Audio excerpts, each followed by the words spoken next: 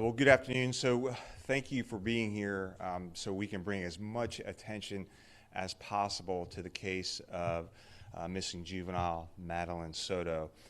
So let me first start by saying, I know as a parent, this is every parent's worst nightmare. Many of our detectives and deputies who are working the case, they also have children, so they're working extra hard to find Madeline. We can't even imagine the pain and anguish that Madeline's family is going through. But I do want to assure the community that we have well over 100 deputies, detectives, intelligence analysts, and specialized personnel who are investigating this case and searching for Madeline right now. And we will not stop until we find her. So Madeline is 13 years old. She has been missing since 8:30 on Monday morning when mom's boyfriend dropped her off near Hunters Creek Middle School. He dropped her off actually near the Peace United Methodist Church on Town Loop Boulevard. So I'll kind of go through like a timeline of events as we know it. Like I said, mom's boyfriend dropped Madeline off at about 8:30 a.m. on Monday morning, a few blocks away from the school. At approximately 4:30 on Monday afternoon, Madeline's mom went to the school to pick her up and found out that Madeline was not there and had never reported to school, so she never actually entered the school. And so we also learned that Madeline left her phone at home that day. So we were called on Monday evening at approximately 8 p.m. Our patrol deputies went out there, met with Madeline's mom at the school near Hunters Creek to take a report on her missing daughter. So we started the investigation that night, started canvassing the area, looking for any witnesses or surveillance video. So later that evening, while we were doing an investigation, we did obtain an article of Madeline from the house. We called our bloodhound. The bloodhound did an extensive search, which unfortunately did not provide any results about her whereabouts. So our missing persons detectives responded to take over the investigation. So they did interviews with mom's boyfriend, Madeline's friends from school. We were able to access Madeline's phone, and there is information on the phone that indicated that she told people when she turned 13, which was on February 22nd, she actually wanted to go live in the woods. So that was in her phone. And so during the course of the day on Tuesday, detectives and deputies conducted extensive interviews, an extensive canvass. We collected video from the area. And again, conducted interviews with family members. So on yesterday, we distributed flyers in the area near the school. As a matter of fact, Madeline's family had their own flyers. We're also distributing flyers to family and friends and students at the school at the same time. So the house is in Kissimmee, where the family lives, is being held overnight by the Orange County Sheriff's Office and the Kissimmee Police so that we could secure search warrants. This is common practice in cases like this, and those search warrants should be executed today. On Wednesday this morning, more than 50 members of our emergency response team responded out there to the area near the school and conducted an area search for Madeline. And so we have a command post set up out there at that area. We also have a command post set up here at the Sheriff's Office for the investigative side of it. So, our detectives are continuing to do interviews and follow up on all possible leads. One thing we do in all missing person cases, especially missing juveniles, our sex offender surveillance squad goes out and makes contact with every single sex offender in the area of Madeline's last location. And so, I wish I had some more definitive answers.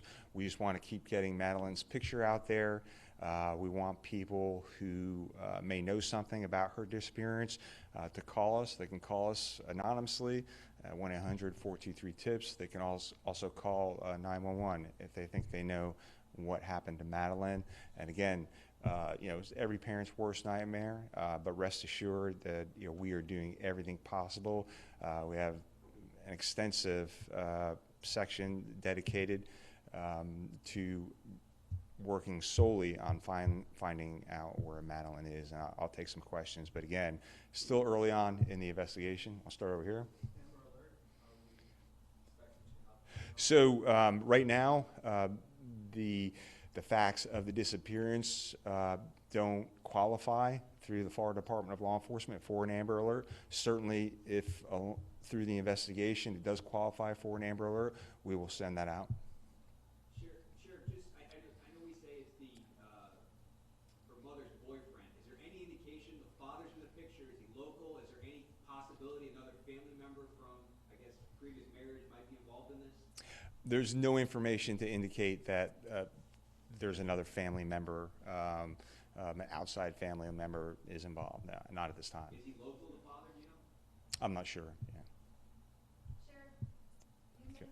Let's go right here. yeah, sorry. Based on what you found on the phone, is there any indication that she was planning to live with somebody else in the woods?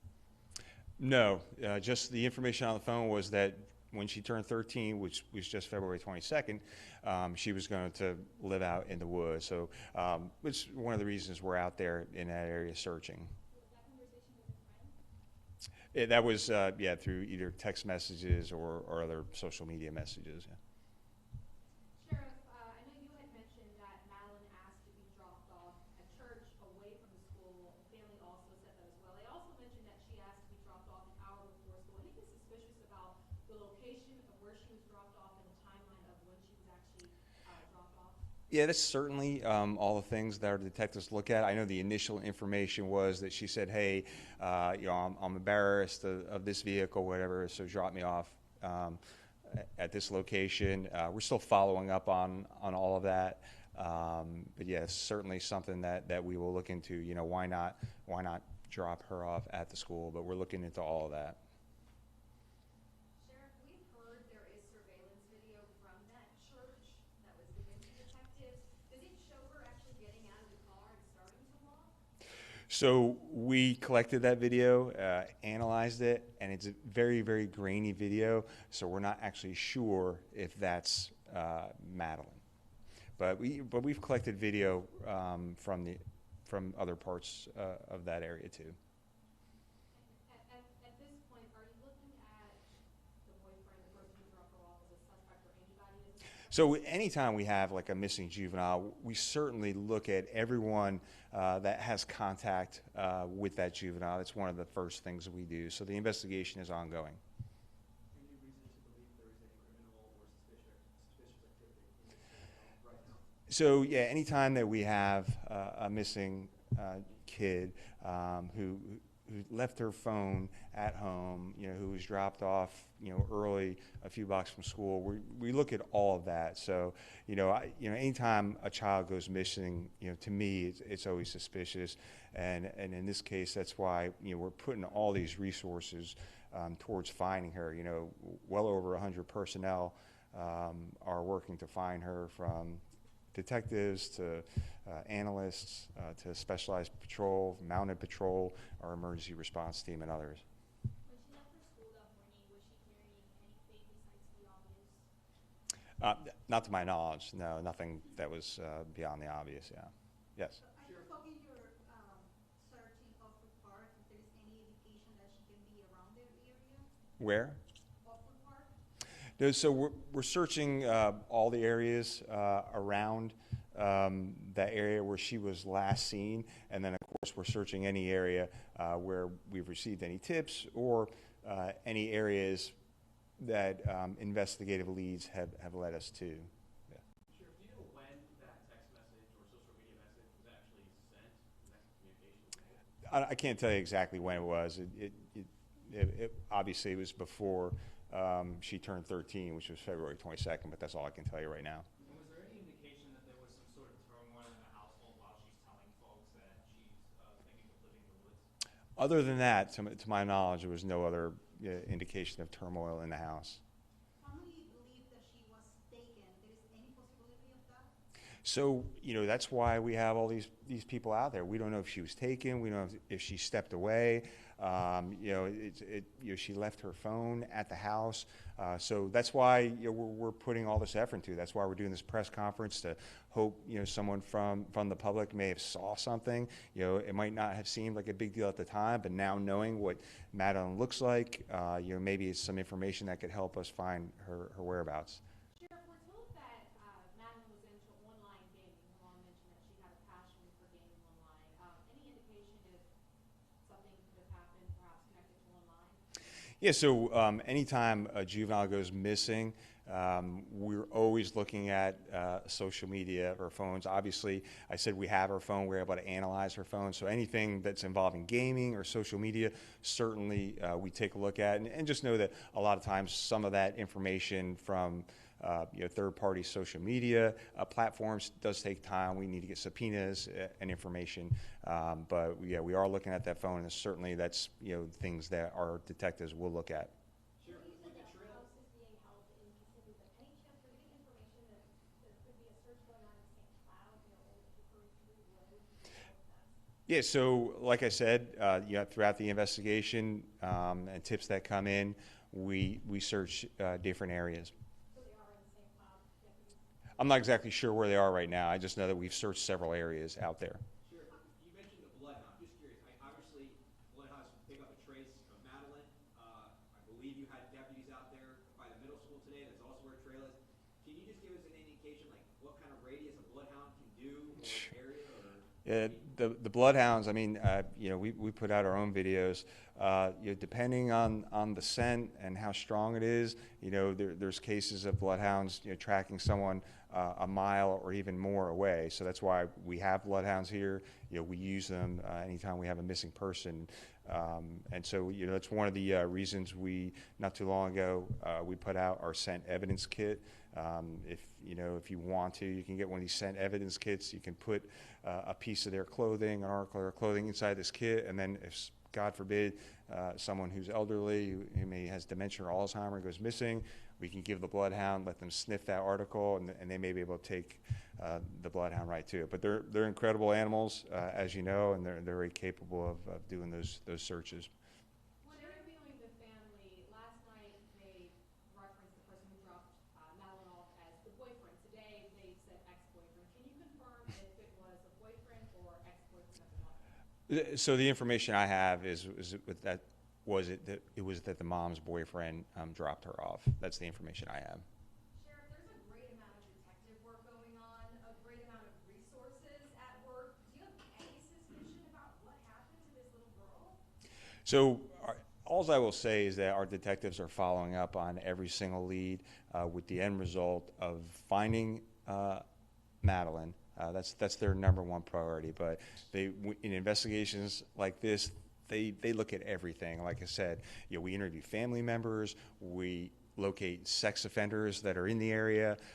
We look at video. We look at everyone's phones. We do search warrants to see if there's any indication in the house.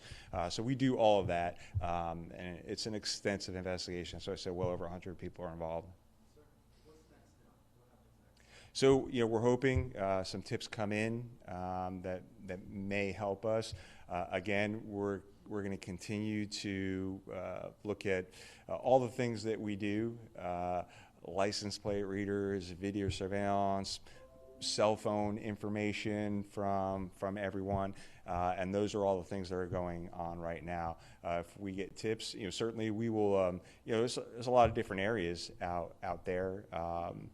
And we'll send our search teams to different areas over the next couple of days.